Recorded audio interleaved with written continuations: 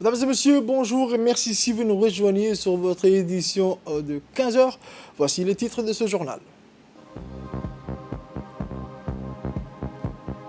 Une déclaration du ministre de la Santé suite à l'apparition du nouveau variant Omicron dans le monde. Sur la scène internationale en Indonésie, le bilan s'alourdit après l'éruption du volcan Semeru. Les secours s'organisent. Merci encore, mesdames et messieurs, de nous rejoindre sur cette édition de 15 heures. Le journal au complet à présent, suite à l'apparition d'un nouveau variant du coronavirus dénommé Omicron et au regard des récentes menaces encourues, le ministre de la Santé, Dr Ahmed Roble Abdille, s'est exprimé sur la situation épidémique ainsi que sur les nouvelles mesures préventives prises par le département de la Santé.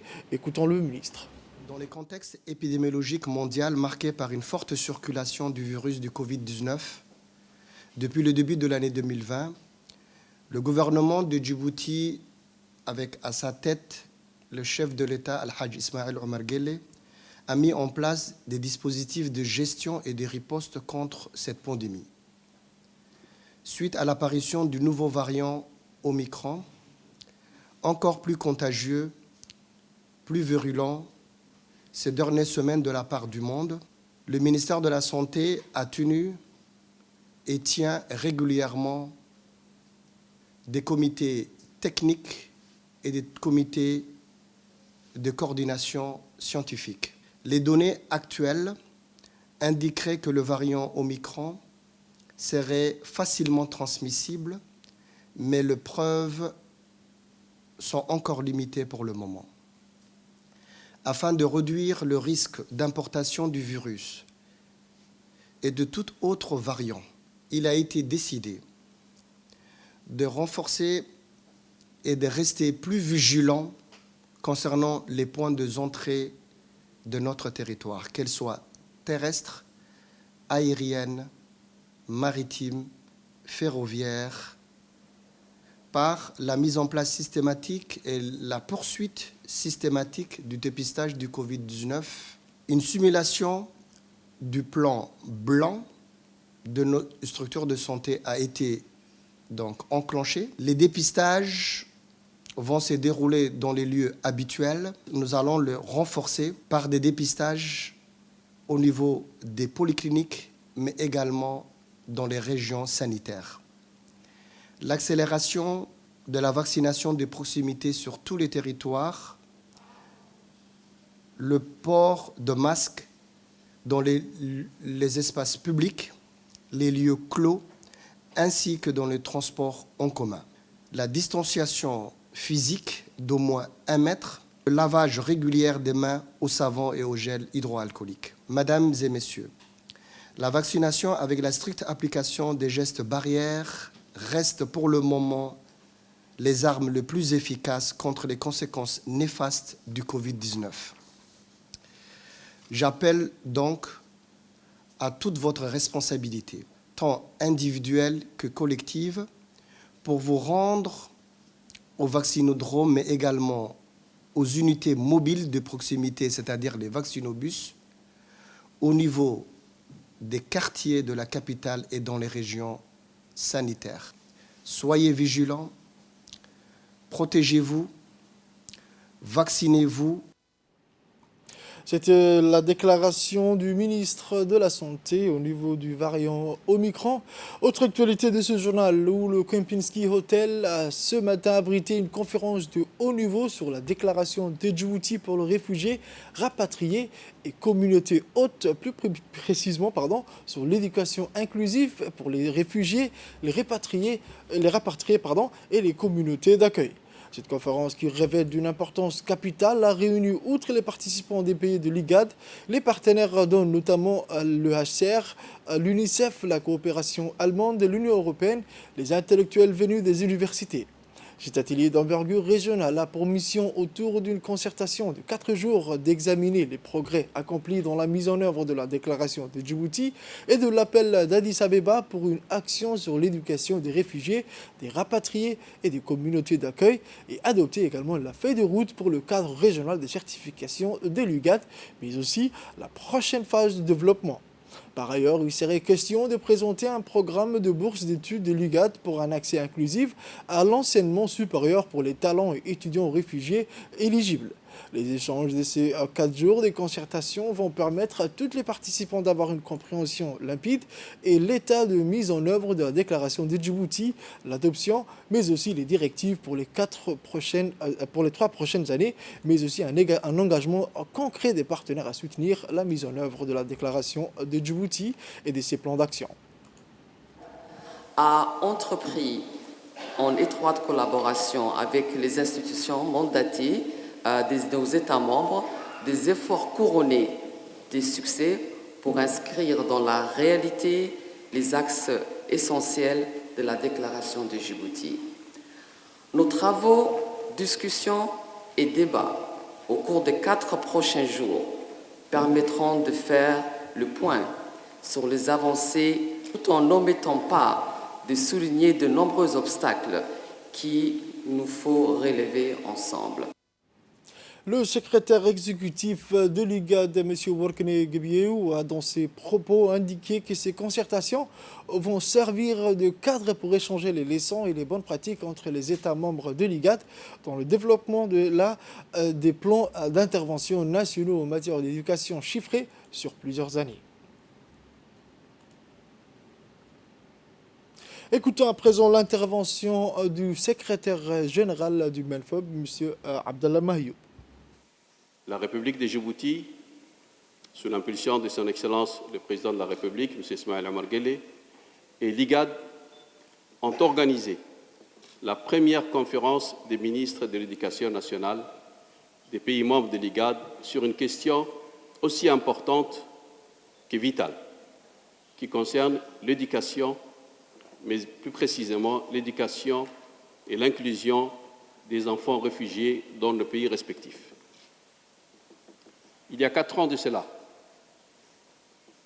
une décision importante, courageuse et audacieuse a été prise par l'ensemble de nos pays, celle d'inclure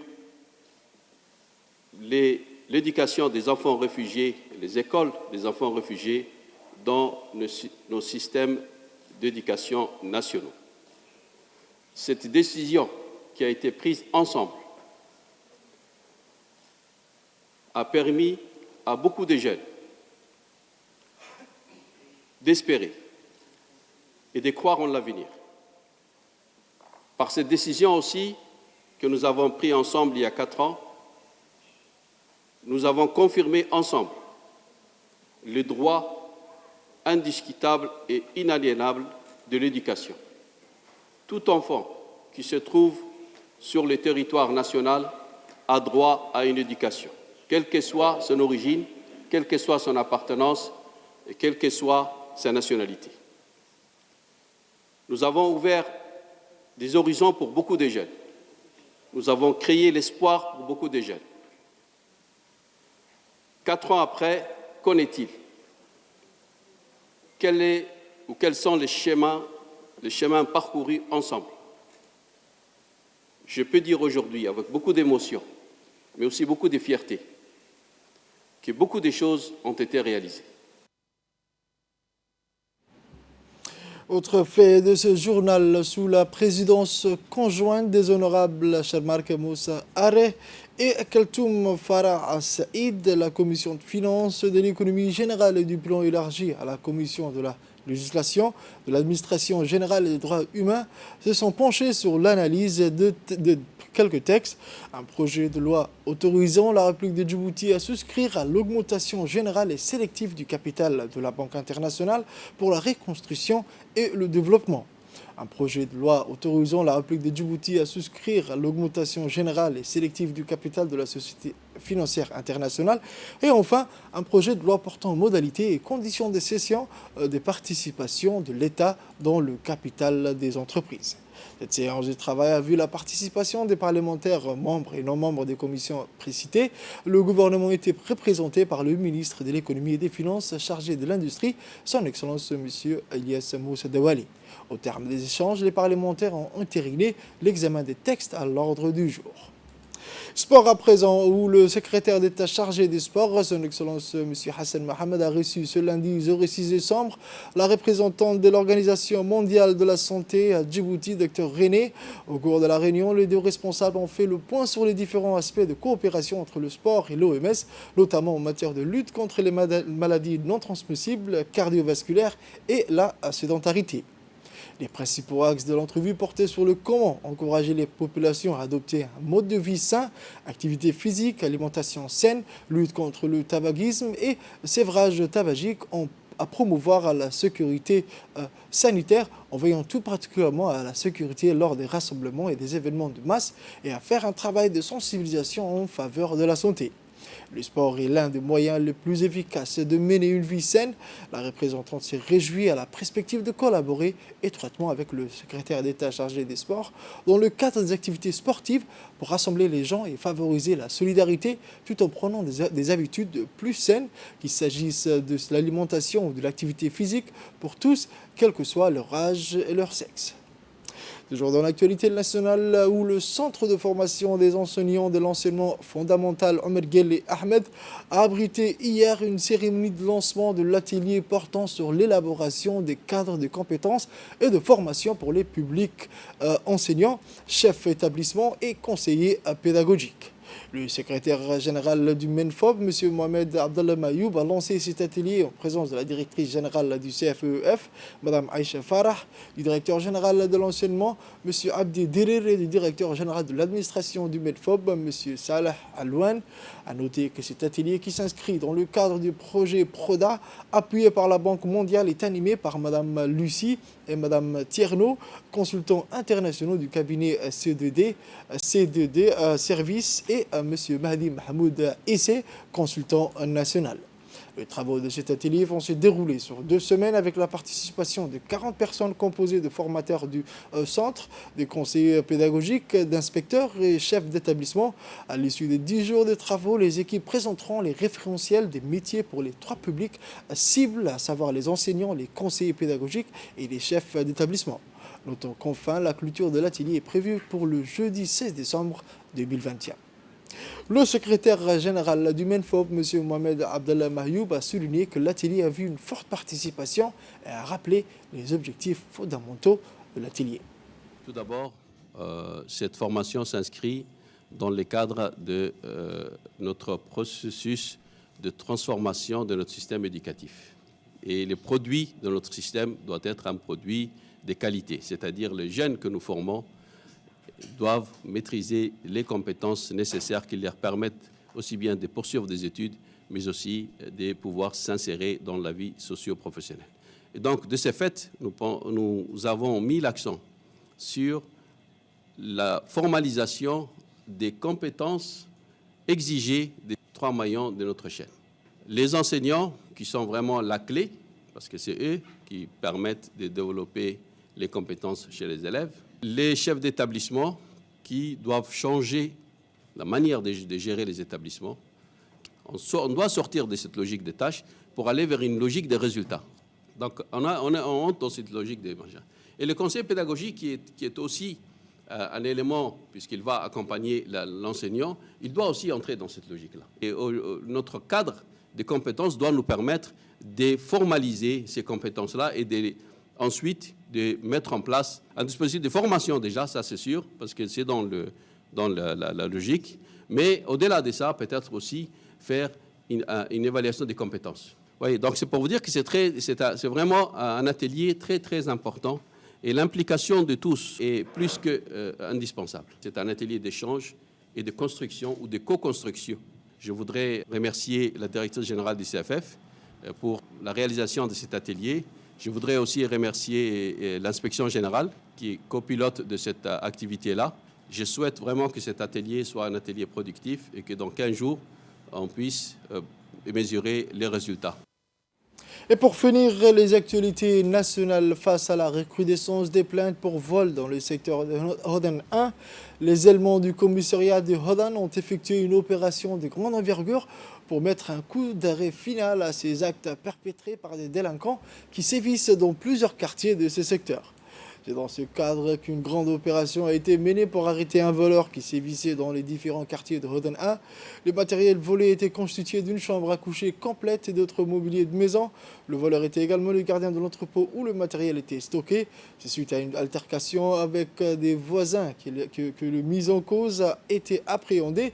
Les policiers du commissariat de Hodan ont également arrêté le receleur qui était chargé de liquider le matériel volé sur le marché noir. Les opérations de lutte contre la délinquance menées par les policiers, les officiers de police judiciaire du commissariat de Hodan se poursuivent toujours. La mise en cause a été arrêtée et déférée devant le parquet de la justice pour répondre de leurs actes. Aux actualités internationales à présent, comme je vous le disais dans le titre, l'éruption spectaculaire du volcan indonésien Semeru ce week-end a dévasté plusieurs villages et fait 15 morts. Le volcan a de nouveau projeté des cendres lundi, ce qui ralentit les efforts de secours pour rechercher des survivants. Le volcan indonésien Semeru a de nouveau projeté des cendres ce lundi, ralentissant les efforts de secours pour rechercher des survivants après l'éruption spectaculaire de ce week-end qui a dévasté plusieurs villages. Selon le plus haut sommet de l'île de Java, a projeté samedi un vaste panache de cendres et provoqué de flots de boue brûlante qui ont envahi des villages situés sur ses flancs. Plus d'1 millier d'habitants paniqués ont dû être évacués. C'est tout pour cette édition de 15h, mesdames et messieurs. Merci à vous de l'avoir suivi et restez avec nous pour la suite du programme.